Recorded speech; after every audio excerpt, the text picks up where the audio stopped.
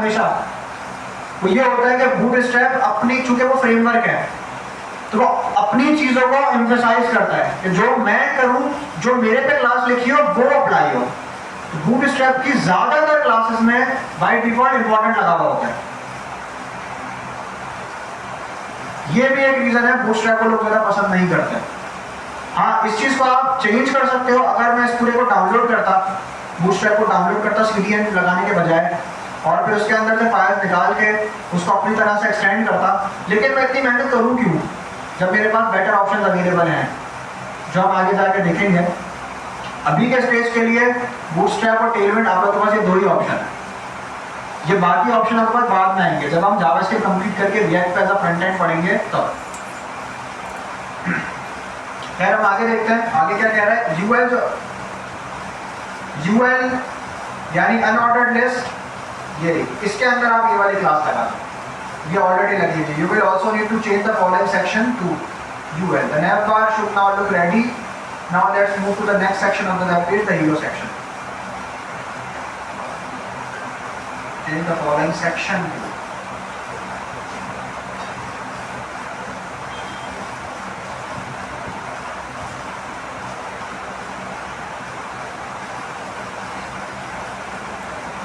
सही। अब मैं क्या कर सकता हूँ, यहाँ पर आकर इसको अगर मैं इम्पोर्टेंट इसके लिए कुछ और क्लास चाहिए, हाँ सही, डॉट कस्टम ए, और जो प्रॉपर्टीज मेरे पास नहीं चल रही उसके आगे आकर मैं ऐसे इम्पोर्टेंट दे दूँ। अब देखते हैं क्या ये चल रही है।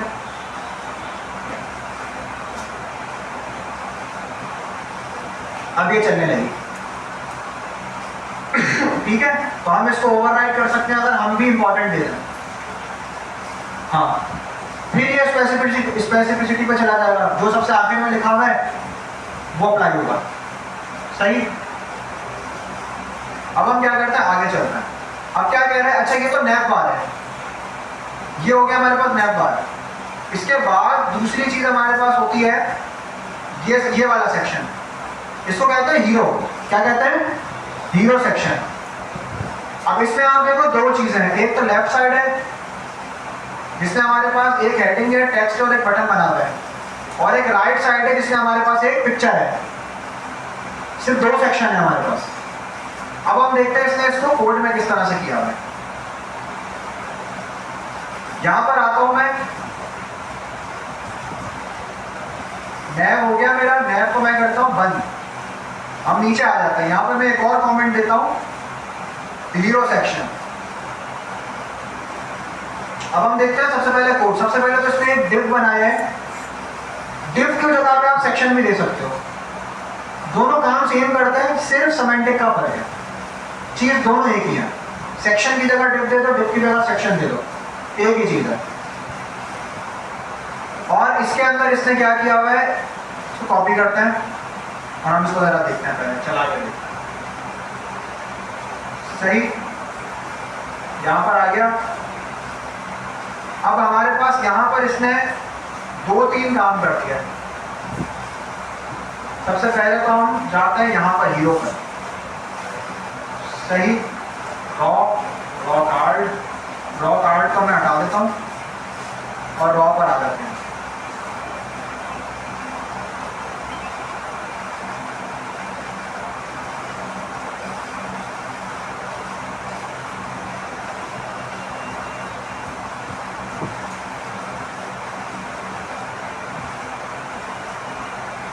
सही। अब ये देखें, ये चीज टॉप को हमने क्या दिया था, फिक्स्ड टॉप दिया था। पोजीशन फिक्स्ड होने की वजह से वो ऊपर तो चला गया लेकिन अपने डॉम से निकल गया, डॉक्यूमेंट जो इसका अपना एक ट्री होता है उससे निकल गया। तो अब ब्राउजर ये समझेगा कि जो चीज आ रही है वो टॉप पर है, जिसकी वजह से इसने ये जो हमने कंटेंट लिखा है ये इसके पीछे छुप गया। ये बात समझ आई, ठीक है। और अब मैंने क्या किया, मैंने एक रॉ ले ली, सेक्शन कंटेनर ले लिया। कंटेनर का तो काम सिर्फ ये होता है कि आपको लेफ्ट और राइट से जगह बना के देता है, ये काम है कंटेनर का। फिर हमने एक रॉ ले ली, उस रॉ के अंदर हमने दो कॉलम बना दिया, एक लेफ्ट का एक राइट का, सही।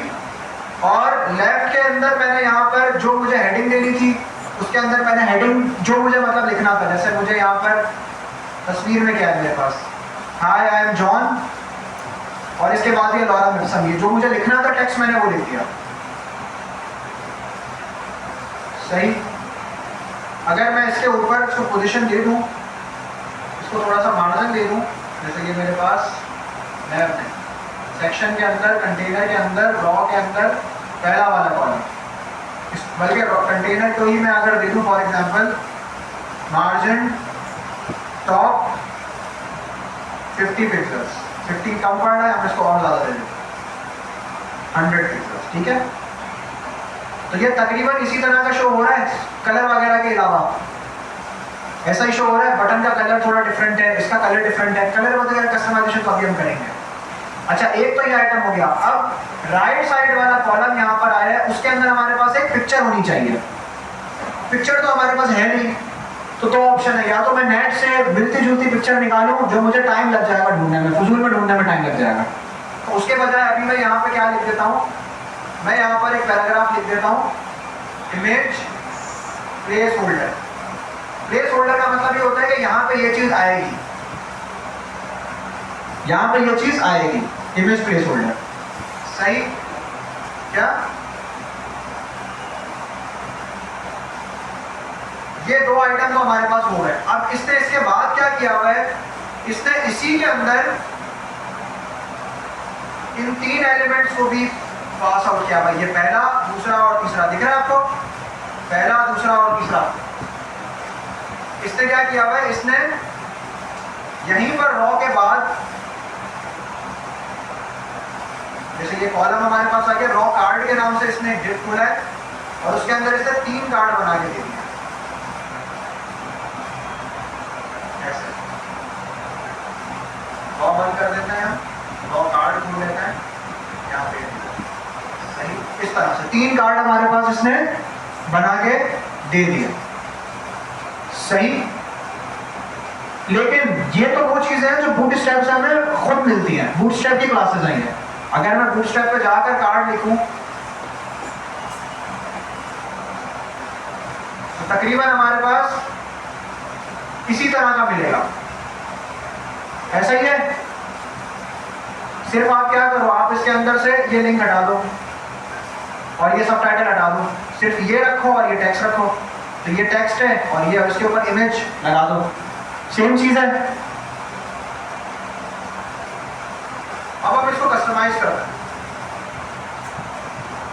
फिर ये क्या कह रहे हैं कि अब आप CSS की फाइल में आ जाओ और CSS की फाइल में आकर यहाँ पर सबसे पहले तो स्टाइल्स फॉर हीरो सेक्शन ये दे दो। फिर आपने जो एक सेक्शन बनाया था, यानी टॉप पर इस पूरे को आपने रैप किया था सेक्शन के अंदर, और सेक्शन क्या कर रहा है, सेक्शन आपका यहाँ से ओवरलैप कर रहा है, आपको जगह चाहिए, आप क्या करो, मार्जिन पैडिंग टॉप और पैडिंग बॉटम दे दो। पैडिंग टॉप पैडिंग बॉटम दे दी तो ऐसा हुआ ही है। अभी हम देखते हैं आगे किस तरह होता है। फिर कह रहे हैं कि इसके अंदर जो H1 एलिमेंट है, सेक्शन के अंदर H1 एलिमेंट है, P एलिमेंट है और बटन एलिमेंट है, उसको आप थोड़े से रैंडम क्लासेस दे दो, सही। तो H1 पैडिंग, H1 और इसका पैराग्राफ और ये बटन। अब बटन आपने दिए, देख लो कि बटन पहले हमारे पास रेक्टेंगल में था, नोटिस किया था किसी ने, वो अब राउंडेड हो गया है। और कलर हमने कोई अलग से कलर नहीं दिया है, चीज CSS के अंदर हमने वही दी है जो अभी तक हम पढ़ते आ रहे हैं। फॉन्ट वेट दे दिया जिससे वो बोल्ड हो रहा है, कलर दे दिया है, टेक्स्ट